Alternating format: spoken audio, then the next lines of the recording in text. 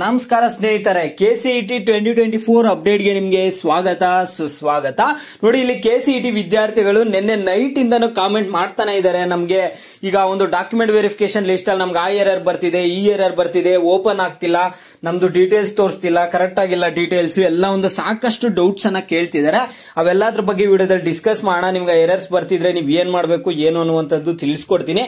ನಿನ್ನೆ ನೈಟ್ ಇಂದ ಎರರ್ಸ್ ಬರ್ತಿರೋದಕ್ಕೆ ನಿಮ್ಗೆ ತಲೆ ಕೆಟ್ಟೋಗಿರುತ್ತೆ.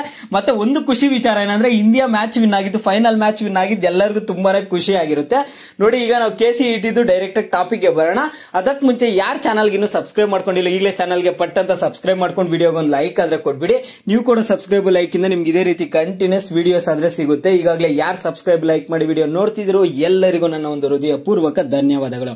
ನೋಡಿ, ಈಗ ನಾನು ಡೈರೆಕ್ಟ್ ಟಾಪಿಕ್ ಗೆ ಬರ್ತೀನಿ.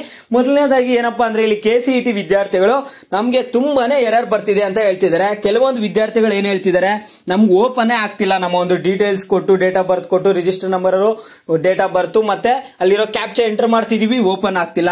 ಕೆಲವರು ಸರ್ವರ್ ಎರರ್ ಬರ್ತಿದೆ, ವೆಬ್ಸೈಟ್ ದೇ ಸಮಸ್ಯೆ ಆಗ್ತಿದೆ ನಮ್ಗೆ ಅಂತ ಹೇಳ್ತಿದ್ದಾರೆ. ಇನ್ನು ಕೆಲವರು ಓಪನ್ ಆಗ್ತಿದೆ, ಅದ್ರಲ್ಲಿ ನಮ್ದು ರೂರಲ್ ಕೋಟಾಗ್ ನಾವು ಎಲಿಜಿಬಲ್ ಇದೀವಿ, ನಮ್ದು ತೋರಿಸ್ತಿಲ್ಲ. ಕನ್ನಡ ಮೀಡಿಯಂ ಕೋಟಾಗ್ ಎಲಿಜಿಬಲ್ ಇದೀವಿ, ಕನ್ನಡ ಮೀಡಿಯಂ ಅಲ್ಲೇ ಓದಿದ್ ನಾವು 1 to 10 ಎಲಿಜಿಬಲ್ ಇದೀವಿ, ಅಲ್ಲಿ ಕನ್ನಡ ಮೀಡಿಯಂ ಕೋಟಾ ತೋರಿಸ್ತಿಲ್ಲ ಅಂತ ಹೇಳ್ತಿದ್ರೆ. ಇನ್ನು ಕೆಲವರು SNQ ಕೋಟಾಗ್ ನಾವು ಎಲಿಜಿಬಲ್ ಇದೀವಿ, ನಮ್ಮ ಆದಾಯ 8 ಲಕ್ಷಕ್ಕಿಂತ ಕಡಿಮೆನೇ ಇದೆ, ನಾವು SNQ ಕೋಟಾಗ್ ಎಲಿಜಿಬಲ್ ಇದೀವಿ, ಅಲ್ಲಿ ನೋ ಅಂತ ಇದೆ, ಯಾಕೆ ಆ ರೀತಿ ಇದೆ ಅಂತ ಇನ್ನು ಕೆಲವು ವಿದ್ಯಾರ್ಥಿಗಳು ಕೇಳ್ತಿದ್ದೀರಾ. ಇನ್ನು ಕೆಲವು ವಿದ್ಯಾರ್ಥಿಗಳಂತೂ ನಮ್ಮ ಅದು ಇನ್ಕಮ್ ಬಂದ್ಬಿಟ್ಟು ಅಲ್ಲಿ 0 ತೋರಿಸ್ತಿದೆ, ನಮ್ದು ಕಂಪ್ಲೀಟ್ ಆಗಿ 0 ತೋರಿಸ್ತಿದೆ, ಇಲ್ಲ ರಾಂಗ್ ತೋರಿಸ್ತಿದೆ ನಮ್ಮ ಒಂದು ಇನ್ಕಮ್ ಅಂತ ಸಾಕಷ್ಟು ಜನ ವಿದ್ಯಾರ್ಥಿಗಳು ಕೇಳ್ತಿದ್ದೀರಾ. ಈ ರೀತಿಯಾಗಿ ಒಂದಲ್ಲ ಎರಡಲ್ಲ ತುಂಬಾ ಎರರ್ಸ್ ಬರ್ತಿದೆ. ವಿದ್ಯಾರ್ಥಿಗಳಂತೂ ಆ ಎರರ್ಸ್ ಅನ್ನ ಸಾಕಷ್ಟು ಜನ ವಿದ್ಯಾರ್ಥಿಗಳು ಕಾಮೆಂಟ್ಸ್ ಮಾಡ್ತಾನೆ ಇದ್ದಾರೆ, ಆ ಎರರ್ ಬರ್ತಿದೆ, ಈ ಎರರ್ ಬರ್ತಿದೆ ಅಂತ. ನೋಡಿ, ಈಗ KE ಕಡೆಯಿಂದ ನಿಮ್ಗೆ ಇದು ಬಿಟ್ಟಿರುವಂತದ್ದು ನಿನ್ನೆ ಸಾಯಂಕಾಲನೇ ಬಿಟ್ಟಿದ್ದಾರೆ. ಓಕೆನಾ, ನಿಮ್ಗೆ ಸ್ವಲ್ಪ ಟೈಮ್ ತಗೊಳುತ್ತೆ. ನಿಮ್ಗೆ ನಿನ್ನೆ ವಿಡಿಯೋದಲ್ಲೇ ಹೇಳಿದ್ದೆ, ಯಾರು ತಲೆ ಕೆಡ್ಸ್ಕೋಬೇಡಿ, ಸ್ವಲ್ಪ ಟೈಮ್ ತಗೊಳುತ್ತೆ ಅದೆಲ್ಲ ಅಪ್ಡೇಟ್ ಆಗೋದಕ್ಕೆ. ಕೆಲವೊಂದು ಎರರ್ಸ್ ಇರುತ್ತೆ, ಟೆಕ್ನಿಕಲ್ ಎರರ್ಸ್ ಇರುತ್ತೆ, ಈ ರೀತಿಯಾಗಿ ಸರ್ವರ್ ಎರರ್, ಟೆಕ್ನಿಕಲ್ ಎರರ್ ಏನೋ ಒಂದು ಸಮಸ್ಯೆ ಆಗಿರುತ್ತೆ. ಇದೇನ್ ಮೊದಲಲ್ಲ, ಇದೆಲ್ಲ ಲಾಸ್ಟ್ ಇಯರ್ ಕೂಡ ಆಗಿದೆ. ಇದು ನಿಮಗೆಲ್ಲ ಮೊದಲು, ಅದರಿಂದ ನೀವೆಲ್ಲ ಟೆನ್ಷನ್ ಆಗ್ತಿರ್ತೀರಾ. ಇದು ಲಾಸ್ಟ್ ಇಯರ್ ಎಲ್ಲ ಈ ರೀತಿಯಾಗೆಲ್ಲ ಆಗಿದೆ. ಓಕೆನಾ, ಬೇರೆ ವಿದ್ಯಾರ್ಥಿಗಳಿಗೆ, ನಿಮ್ ಸೀನಿಯರ್ಸ್ಗೆಲ್ಲ ಈ ರೀತಿ ಪ್ರಾಬ್ಲಮ್ ಆಗಿದೆ. ಓಕೆನಾ, ನಿಮಗೆ ಏನಾಗುತ್ತಂದ್ರೆ ಇವತ್ತು ಸ್ವಲ್ಪ ಅಪ್ಡೇಟ್ ಆಗಿರುತ್ತೆ, ಇವತ್ತು ಮತ್ತೆ ಚೆಕ್ ಮಾಡಿ.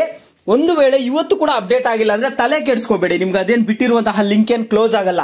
ನಾಳೆ ಸೋಮವಾರ, ನಾಳೆ ರೆಡಿ ಮಾಡ್ಕೊಳ್ಳಿ, ಇವತ್ತು ಆರಾಮಾಗಿರಿ, ಭಾನುವಾರ ಎಂಜಾಯ್ ಮಾಡ್ಕೊಂಡು. ಓಪನ್ ಆಗ್ಲಿಲ್ಲ ಅಂದ್ರೆ ತಲೆ ಕೆಡಿಸ್ಕೊಳ್ಳುವಂತ ಅವಶ್ಯಕತೆ ಆದ್ರೆ ಇಲ್ಲ, ವೇಟ್ ಮಾಡಿ. ಸೋಮವಾರ, ನಾಳೆ ಕೂಡ ನಿಮ್ಗೆ ಬರುವಂತಹ ಚಾನ್ಸಸ್ ಇರುತ್ತೆ, ಓಪನ್ ಆಗುತ್ತೆ. ಸೋಮವಾರ ಆಗದೆ ಇದ್ರು ಮಂಗಳವಾರ ಕೂಡ ನೀವು ಚೆಕ್ ಮಾಡ್ಕೋಬಹುದು, ಆ ಲಿಂಕ್ ಏನ್ ಎಕ್ಸ್ಪೈರ್ ಆಗಲ್ಲ. ಓಕೆನಾ, ನೀವು ಈಸಿಯಾಗಿ ಚೆಕ್ ಮಾಡ್ಕೋಬಹುದು. ಅದೇನ್ ಕೆಲವೊಂದು ತಾಂತ್ರಿಕ ದೋಷಗಳಾದ್ರೆ ಇರುತ್ತೆ, ರೆಡಿ ಆಗುತ್ತೆ ಬಿಡಿ. ನಿಮ್ಗೇನು ಇವತ್ತೆಲ್ಲ ಮ್ಯಾಕ್ಸಿಮಮ್ ರೆಡಿ ಆಗುತ್ತೆ ಅನ್ಸುತ್ತೆ.